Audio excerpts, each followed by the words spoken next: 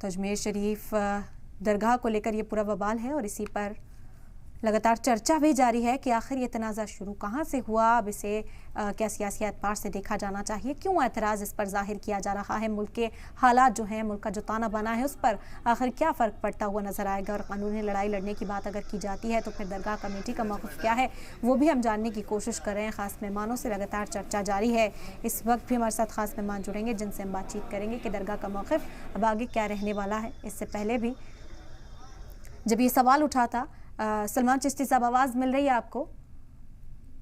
सलाम, greeting of peace, बहुत बहुत दुआओं के साथ दरबार अजमेर शरीफ से। जी सर, क्योंकि ये पूरा तनाज़ा जो है बढ़ता हुआ नजर आ रहा है, दरगाह का मौक़िफ़ क्या रहने वाला है, सबसे पहले यही आपसे जान लेते हैं। बहुत बहुत अदाब, सलाम और दुआओं के साथ बारगाह गरीब नवाज से। पिछले 800 साल से जमीयत खुद्दाम ख्वाजा गरीब नवाज की जानिब से जो खिदमात अंजाम दी जा रही हैं, ये पूरे विश्व में नुमायां है। और हर दौर में जो भी यहाँ पे जिम्मेदारान गुजरे हैं, उनका एक अकीदा रहा है, निस्बत रही है, आस्था रही है।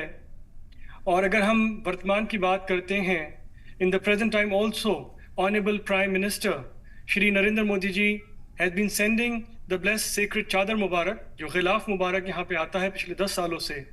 और आज़ादी के बाद से ही तमाम जितने प्राइम मिनिस्टर्स हुए हैं हमारे मुल्क के, प्रेसिडेंट्स हैं, अलग अलग सूबे के स्टेट्स के चीफ मिनिस्टर्स हैं, चाहे वो उनका ताल्लुक किसी भी पार्टी से हो, किसी भी पॉलिटिकल लिनेज से हो, यहाँ पे अकीदत के साथ पूरे देशवासियों के लिए दुआ की जाती है। 140 करोड़ देशवासियों के लिए हर लम्हा यहाँ पे दुआएं की जाती हैं और पूरे विश्व के लिए शांति, अमन, प्यार, मोहब्बत का पैगाम दिया जाता है। ऐसे नाअहल लोग जिन्हें उनके पड़ोसी भी नहीं जानते होंगे, आज बारगाह गरीब नवाज में आके अपना नाम नुमाया करते हैं अजमेर शहर के आपसी सौहार्द को बिगाड़ने के लिए। ऐसी तंजीम जिसका वजूद किसी को नहीं पता, अपने आप को सिर्फ और सिर्फ नुमाया करने के लिए एक बेहुदा मजाक किया जा रहा है, सिर्फ अजमेर दरगाह के नाम लेके नहीं बल्कि पूरे भारत देश से। हम बारगाह गरीब नवाज से जो 800 साल से खुद्दाम ख्वाजा गरीब नवाज यहाँ पे खिदमत गुजार हैं, सुबह शाम हर लम्हे बारगाह गरीब नवाज में हम खिदमत अंजाम देते हैं। हजारों की तादाद में जो ज़ायरीन आते हैं हर मजहब व मिल्लत के, उनको यहाँ पे खैर मकदम किया जाता है, उनके लिए दुआ होती है, उनकी तरफ से यहाँ पे जो भी खिदमत अंजाम दी जाती है। बारगाह गरीब नवाज में 800 साल से खुद्दाम ख्वाजा गरीब नवाज की जानिब से ही जो एक शुद्ध शाकाहारी लंगर, जितने हमारे वेजिटेरियन लंगर हैं बारगाह गरीब नवाज में, दे आर प्योर वेजिटेरियन, ताकि तमाम मजहब के लोगों को वो लंगर दिया जा सके। ये तालीमात है चिश्तिया सिलसिले की कि इस दरबार में ख्यालों का भी ख्याल रखा जाता है। ऐसे मुकद्दस आस्थाने पे इस तरह की साजिश करना, बुरी नजर रखना, इसका जवाब तो उन्हें उस मालिक के बारगाह में देना ही होगा। लेकिन इस दुनिया में भारत के 140 करोड़ देशवासियों के सामने भी उन्हें माफी मांगनी चाहिए ऐसे लोगों को, ऐसे नाअहल लोगों को जिनका नाम कोई नहीं जानता। आज वो अजमेर शरीफ का नाम लेके अपने आप को दुनिया के सामने नुमाया करना चाह रहे हैं, अदालत का दरवाजा खटखटा रहे हैं। मैं अपील करना चाहूंगा ऑनरेबल चीफ मिनिस्टर साहब से, देश की जुडिशरी से, कि तमाम ऐसे गैर जिम्मेदाराना जो लोग हैं, जो सिर्फ और सिर्फ अपनी नाम और पहचान को बनाने के लिए देश के साथ खिलवाड़ कर रहे हैं, देश के आपसी सौहार्द के साथ खिलवाड़ कर रहे हैं और देश की सुरक्षा के साथ खिलवाड़ कर रहे हैं, जांच एजेंसियां भी इन लोगों के ऊपर अपनी तफ्तीश करें कि इन लोगों को कौन फंडिंग कर रहा है और कहां से उठ के आते हैं। हाल ही में इस साल उर्स में जो चादर पेश की गई आदरणीय प्रधानमंत्री जी की तरफ से, पूरे 140 करोड़ देशवासियों की तरफ से, हमें आदरणीय प्रधानमंत्री जी ने अपने रेसिडेंस पे दावत देके बुलाया था। और उसके साथ साथ एक जो सदियों से जो पैगाम दिया जाता है अमन, प्यार, मोहब्बत का, एकता का, उसी को आदरणीय प्रधानमंत्री ने अपने लेटर में जो मैसेज आपने भेजा, जिसको हमने दरगाह अजमेर शरीफ में तमाम देशवासियों के सामने पढ़ा उर्स के दिनों में, जहां हजारों की तादाद में, लाखों की तादाद में ज़ायरीन थे, पूरे देश की मीडिया थी, और वो लेटर हमने पढ़ा सबके सामने। आज मैं वो लेटर, क्योंकि वो लेटर हमें प्रधानमंत्री जी ने मेरे हाथों में दिया था, मैं आज लेटर अपने साथ लेके यहाँ पे पूरे देश को मुखातिब हो रहा हूँ, और उस लेटर को मैं दोहराना चाहता हूँ ताकि ऐसे बदजात और नाअहल लोग जिन्हें कोई नहीं जानता, वो देश की एकता, अमन और भाईचारे की जो ऐसी खास मुकद्दस जगह हैं जिसका सिर्फ भारत देश में नहीं, साउथ एशिया में नहीं, बल्कि पूरे विश्व में एक अदब के साथ नाम लिया जाता है। अभी मैं कल ही जापान दौरे से वापस आया हूँ। इंटरनेशनल डे ऑफ पीस के लिए हमें वहां बुलाया गया था भारत की तरफ से, और जापान में भी जब हमने बात करी भारत देश की गरीब नवाज की तालीमात की, तो जापानीज कल्चर के जितने लोग वहां पे आए थे स्पिरिचुअल, उनकी आंखों में आंसू पाए गए। ये भारत देश से पैगाम जाता है पूरी दुनिया में जो दिल को छूता है, और ऐसे लोगों को मीडिया स्पेस दे रही है, उनकी बातों को नुमाया किया जा रहा है। मैं अपने मीडिया के दोस्त और जिम्मेदारों से भी कहूंगा कि ऐसे लोगों को सरे से खारिज किया जाए, इनकी यहाँ कहीं भी दखल अंदाजी ना हो। और मैं ये लेटर पढ़ना चाहूंगा जो पूरे देश के 140 करोड़ देशवासियों के लिए प्रधानमंत्री जी ने अजमेर दरगाह में अपनी आस्था को सामने रखते हुए हमें दिया था, और हमने यहाँ पे तमाम देशवासियों के सामने पढ़ा। प्रधानमंत्री जी ने अपने संदेश में ये लिखा, ख्वाजा मोइनुद्दीन चिश्ती के 800वें 12वां उर्स मुबारक के अवसर पर विश्व भर में उनके अनुयायियों और अजमेर शरीफ में आए सभी श्रद्धालुओं को बधाई एवं हार्दिक शुभकामनाएं। आस्था, अध्यात्म व ज्ञान की पावन धरा भारत के संतों, फकीरों व पीरों ने अपने जीवन आदर्शों व विचारों से जन जन को सही मार्ग पर चलने के लिए प्रेरित किया। लोगों में अमन, शांति, सद्भावना और भाईचारे का संदेश देते हुए उन्होंने हमारी सांस्कृतिक एकता को सशक्त किया। ख्वाजा मोइनुद्दीन चिश्ती ने हमारी इस महान परंपरा को और समृद्ध किया। गरीब नवाज के मानवता से जुड़े संदेशों और लोक कल्याण की भावना ने दुनिया भर के लोगों को प्रभावित किया है। उनके वार्षिक उर्स को हमारी सांस्कृतिक विविधता और मानवता के उत्सव के रूप में मनाना समाज में आपसी जुड़ाव को और मजबूत करता है। अमृतकाल में अपनी गौरवशाली विरासत पर गर्व के साथ हम एक भव्य व विकसित भारत के निर्माण की ओर अग्रसर हैं। मुझे पूर्ण विश्वास है कि इस कर्तव्य काल में देशवासियों की एकता, एकजुटता व सामर्थ्य से राष्ट्रीय उन्नति की नई ऊंचाइयों को छुएगा।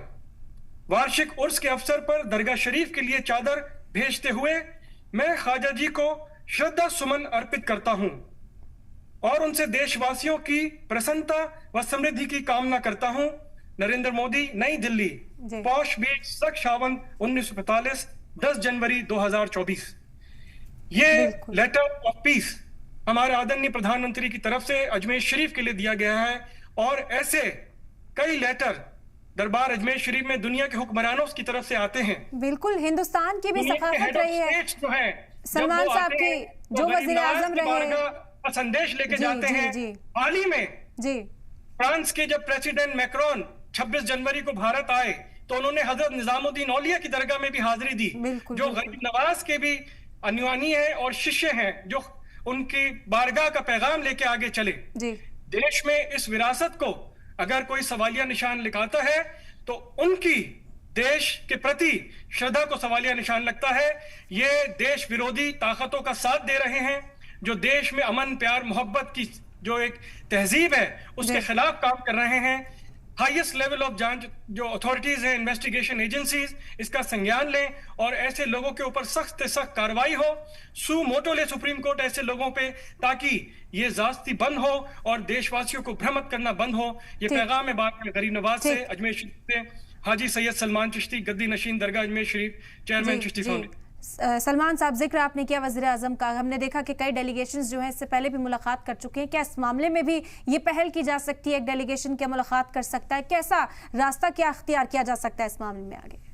देखें, ऐसे नाअहल लोग जो खुद को नुमाया कर रहे हैं, मुझे नहीं लगता कि ऐसे लोगों को इतनी तरजीह देनी चाहिए, लेकिन बारगाह अजमेर शरीफ का नाम लेके इन्होंने ऐसी हिमाकत करी है, तो मुझे उम्मीद है कि हमारी जांच एजेंसियां, इन्वेस्टिगेशन एजेंसीज खुद ब खुद इसका संज्ञान लेके ऐसे लोगों को सलाखों के पीछे करेंगे, और जो देश के सौहार्द को बिगाड़ने के लिए इस कदर गिर सकते हैं कि झूठी अफवाहों को नुमाया करने के लिए, झूठी बातों को कोर्ट की दहलीज खटखटाते हुए मीडिया में अपने नाम को नुमाया करने के लिए ये सारे जो भी हथकंडे अपना रहे हैं, ये देश के लिए बहुत खतरनाक है। और इन तमाम लोगों को, जैसे भी लोग हैं, जिस कोने से आते हैं, ये देश की मीडिया भी इन लोगों को कोई तरजीह ना दें। और हम अपील यही करते हैं कि अमन प्यार मोहब्बत का जो मरकज अजमेर शरीफ है, पूरी दुनिया में जाना जाता है, भारत देश का नाम गौरव से लिया जाता है जब अजमेर शरीफ का सूफीवाद आता है। हमारे प्रधानमंत्री भी ये चाहते हैं कि जब भारत पूरी दुनिया में सूफीज्म का नाम हो, सूफीवाद का नाम हो, तो भारत सबसे आगे आए। भारत के अंदर जितनी भी दरगाहें हैं उनको सूफी कॉरिडोर से जोड़ा जाए। तमाम ऐसी कोशिशें काविशें हमारे जो ऑनरेबल मिनिस्टर हैं श्री किरण रिजिजू, वो भी ऐसी कोशिशें कर रहे हैं कि सूफीवाद को आगे लेके आए। तमाम जो दरगाहें हैं उसको इंफ्रास्ट्रक्चर का डेवलपमेंट किया जाए। और ऐसे नाअहल लोग, ऐसे बदजात लोग कहां से आते हैं, कहां चले जाते हैं, सिर्फ और सिर्फ ऐसी मीडिया की सुर्खियां बनने के लिए जो किसी धर्म से इनका ताल्लुक नहीं है। ये नाम अपना कुछ भी रखें, ये किसी भी कुछ भी सेना बना लें, लेकिन इनका किसी धर्म से कोई ताल्लुक नहीं है। ये मानवता के दुश्मन है और इनको पूरे भारतवर्ष से इसी तरह का कंडेमिनेशन मिलना चाहिए। और हम अपील करते हैं तमाम धर्म के लोगों से, हमारे तमाम भाइयों से, 140 करोड़ देशवासियों से, कि ऐसे लोगों को डिसरिगार्ड करें, इनको शर्मसार करें। और इनके साथ ना पहले कोई खड़ा है, ना आज कोई खड़ा है और ना ही कल कोई खड़ा होगा। ठीक है सलमान चिश्ती साहब, लेकिन अगर सवाल ये आता है, उन्होंने कहा कि एक कोर्ट ने अर्जी को खारिज कर दिया, हम कानूनी लड़ाई जो है वो जारी रखेंगे, हम हायर कोर्ट का रुख करेंगे, तो फिर क्या मौक़िफ़ रह सकता है आगे?